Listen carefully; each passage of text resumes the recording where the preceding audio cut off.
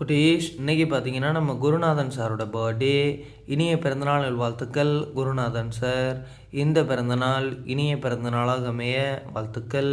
இன்றும் என்றும் உங்கள் குடும்பத்தாருடன் எந்தவித நோய் நொடி இல்லாமல் ஆரோக்கியமாகவும் சந்தோஷமாகவும் வாழ உங்களுக்காகவும் உங்கள் குடும்பத்தினருக்காகவும் பாவை ஃபவுண்டேஷன் குழந்தைகள் சார்பாக எல்லாம் வல்ல இறைவனிடம் வேண்டிக் கொள்கிறோம். குட்டீஸ், நம்ம குருநாதன் சாருக்கு ஒரு பர்த்டே விஷ் பண்ணிடலாமா குட்டீஸ்?